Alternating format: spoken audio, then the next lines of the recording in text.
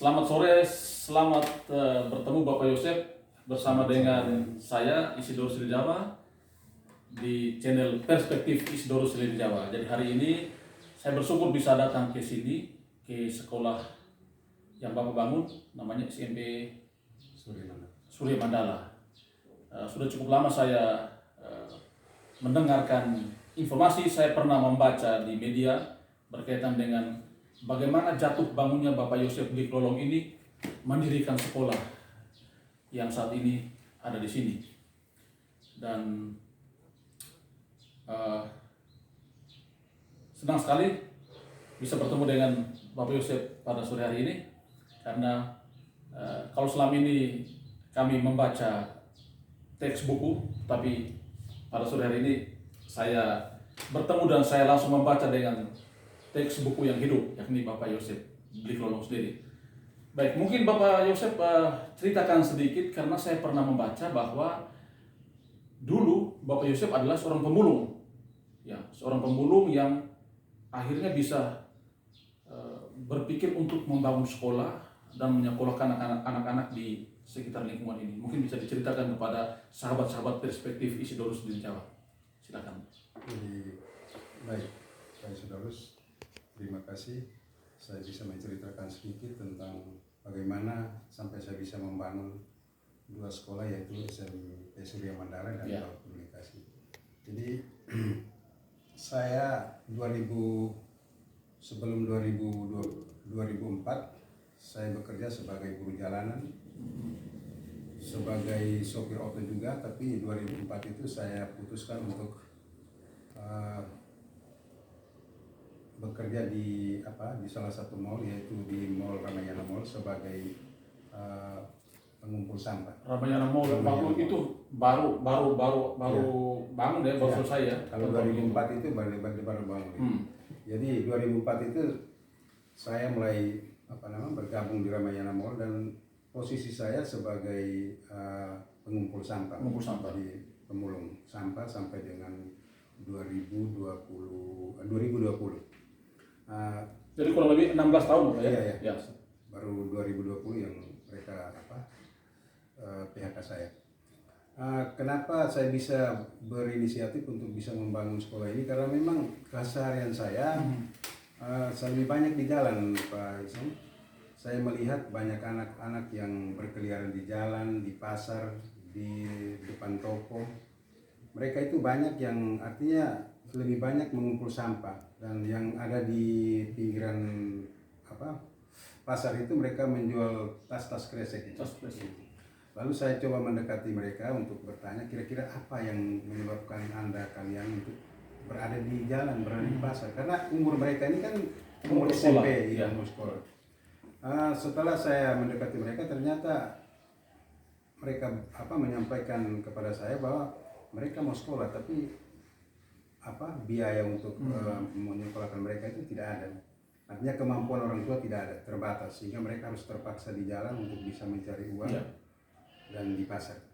Nah, itu yang membuat saya bagaimana caranya supaya saya bisa mengumpulkan mereka untuk bisa membangun sekolah ini. Ternyata ide atau gagasan saya juga berjalan dengan baik. Tahun 2007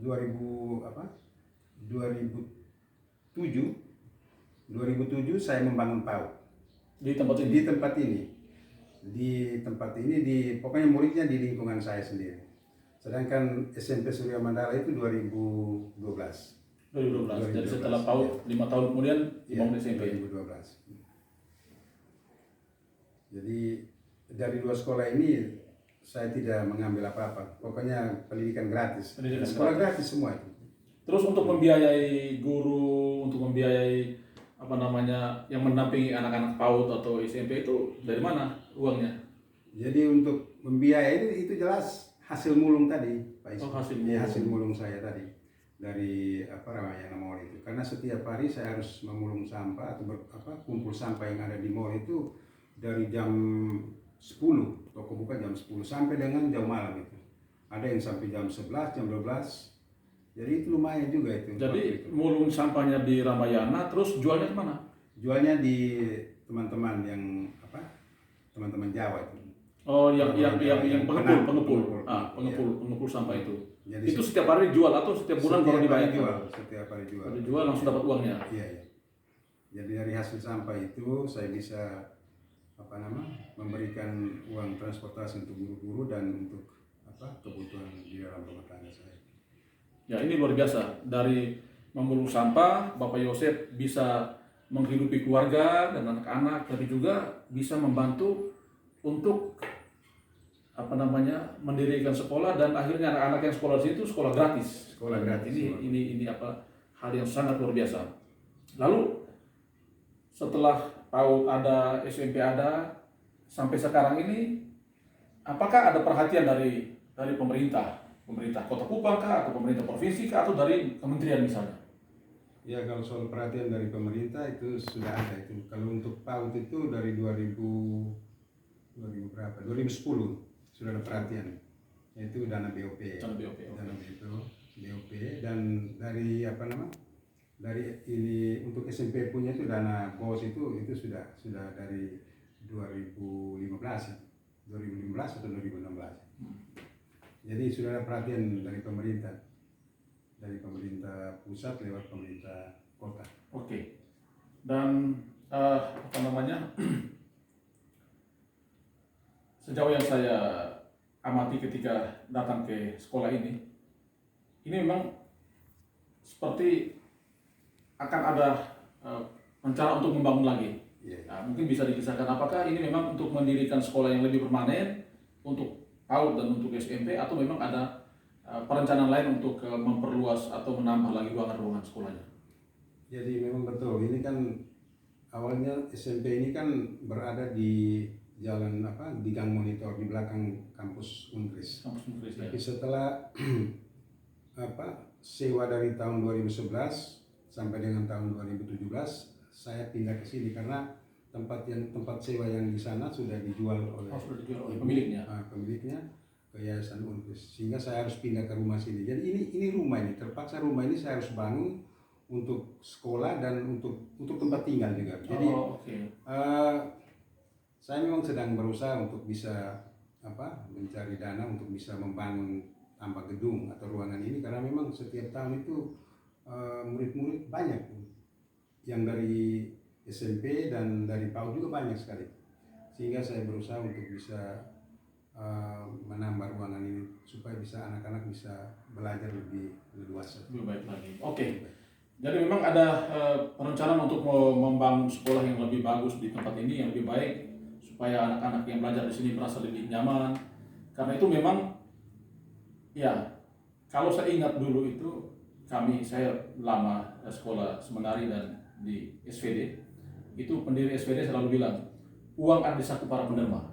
Dulu saya ingat Arnold Jansen mendirikan rumah misi di style Belanda itu tanpa uang, tetapi dia yakin uang itu ada di saku para penerima.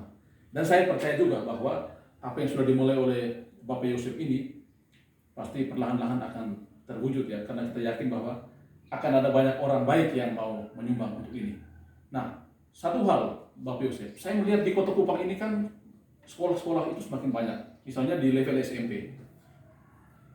Apakah Bapak tidak cemas bahwa nanti di sekolah saya ini mungkin tidak akan ada lagi siswa yang datang, atau yang sampai sekolah kita ini kalah bersaing dengan sekolah-sekolah lain, atau bagaimana caranya supaya anak-anak itu tetap mendaftar ke tempat ini? Mungkin Bapak bisa ceritakan. Jadi memang ada kecemasan dari saya, tapi kalau saya melihat bahwa kondisi sekolah saya ini memang sangat memprihatinkan dan memang membuat seolah-olah ada ketidakpercayaan anak-anak terhadap sekolah ini. Tapi saya selalu meyakinkan mereka bahwa semua sekolah yang ada di Kota Kupang ini maupun sekolah swasta atau sekolah negeri itu sama semua, karena kita menggunakan satu kurikulum. Jadi tidak beda, hanya mungkin beda gedung atau beda guru-guru yang mengajar di sini. Kita di sini kan swasta penuh, tapi semua aturan, semua kurikulum itu sama semua itu.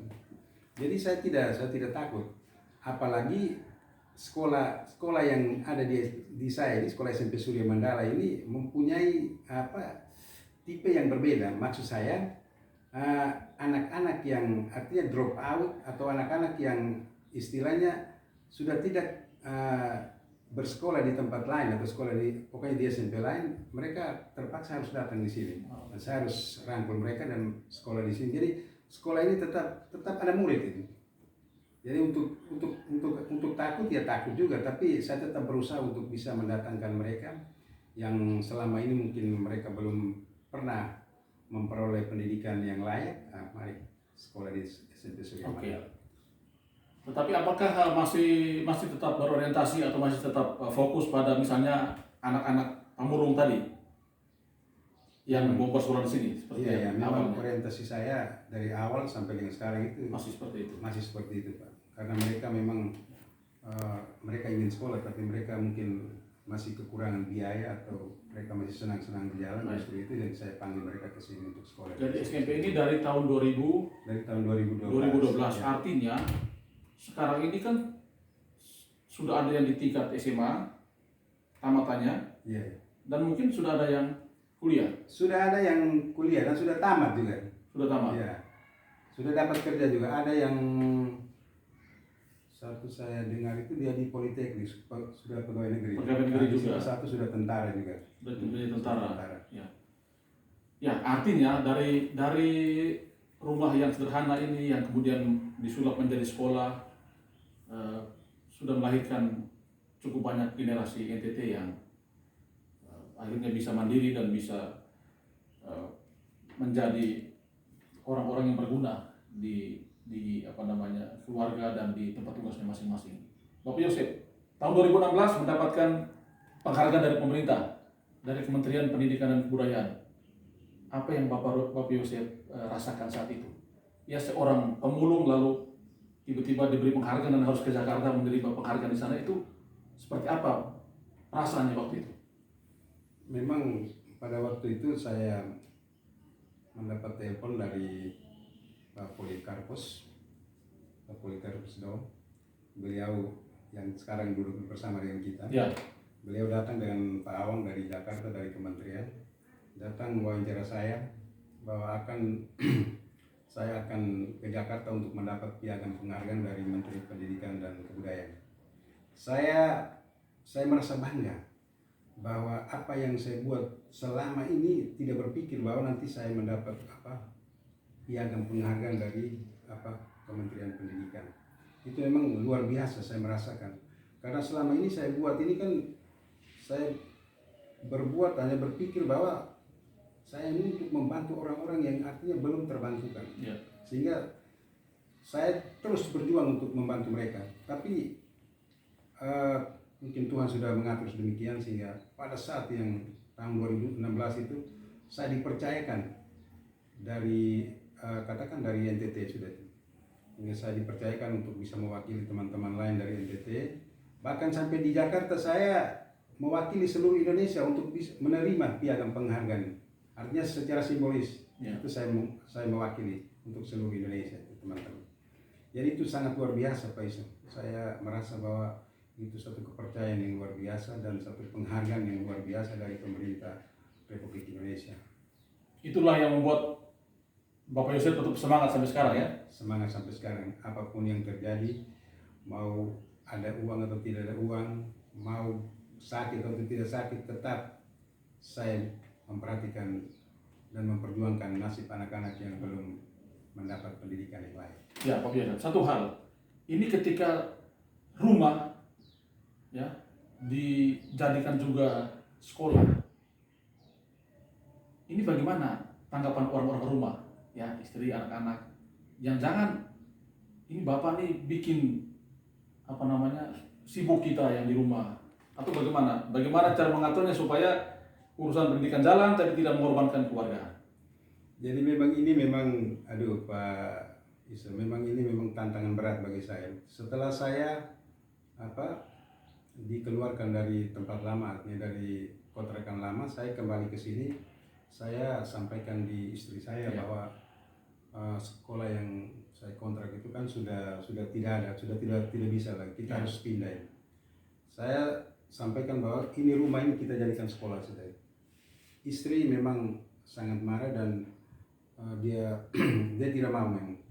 Mana kita mau tinggal di mana, mau sekolahnya di mana. Tapi itu sudah Pak Iso. Saya memang punya kemauan yang keras sehingga istri yang begitu keras juga saya luluhkan dia sehingga dia memberikan rumah ini kami bisa kami bisa tinggal dan sebagian untuk PAUD dan sebagian untuk SMP. Jadi ini memang tantangan berat. Memang saya menghadapi tantangan berat, tapi apa yang saya hadapi ini saya berjalan seperti biasa Pak. Karena memang tujuan saya itu untuk membantu orang-orang yang artinya orang-orang susah Pak.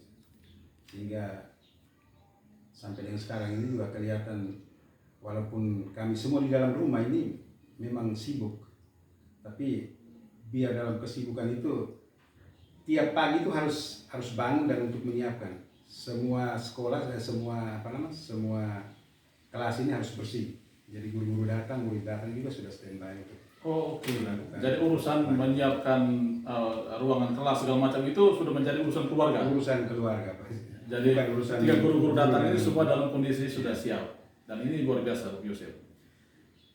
Sahabat-sahabat perspektif Isidore Jawa, ini hadir bersama saya dan Bapak Yosef ini Ketua Forum Taman Bacaan Masyarakat Nusa Tenggara Timur FTB NTT, sahabat saya Poli Kapusdo. Silakan mari Pak Poli.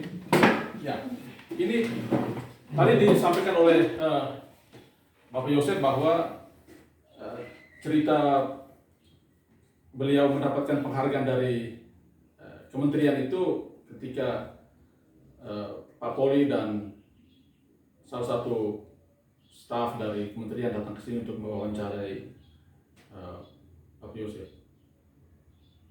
Apa yang Pak Poli rasakan waktu itu ketika datang dan bertemu dengan Pak Yosef mewawancarai yang pada akhirnya akan mendapatkan penghargaan dari kementerian? Ya, Silakan. jadi baik, terima kasih sahabat-sahabat perspektif Isidore Jawa di mana saja berada.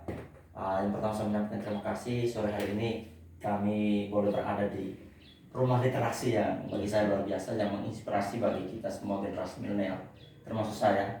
Tadi Isoso katakan beliau ini sebagai model ya, sebagai model teladan literasi bagi kita semua dalam keterbatasan dan lain-lain. Terkait dengan penghargaan, memang sekitar 2016 ya, saya ditelepon dari kementerian untuk segera menghubungi Bapak Yosef. Saya bersama tim dari Jakarta kami datang di tempat ini. Waktu itu ini belum ada ruang ya, belum ada ruang SMP ya, masih di bawah di lantai 1.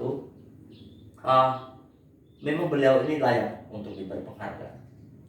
Kenapa saya katakan layak? Atas karya literasi dalam beliau punya pengabdian terhadap bangsa dan negara, mencemburkan diri dalam keterbatasannya untuk membangun sebuah karya besar. Bagi saya ini mahakarya, yang mana tadi Iso katakan dari memulung sampah menuju menjadi memulung harapan.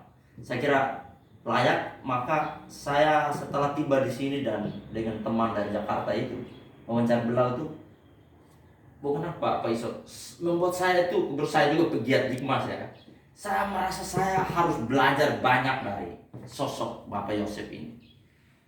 Bukan saya melihat penghargaan yang akan diberi, tapi atas karya-karya besar yang sudah ditorehkan ya, dalam keterbatasannya ya. Tadi beliau punya waktu, punya tenaga, punya pikiran, bahkan punya penghasilan dari pemulung itu untuk mempersembahkan sekolah yang dibangunnya. Waktu itu PAUD ya, dengan SMP Surya Mandala yang masih di alamat lama di Osapa ya, di belakang kursi itu.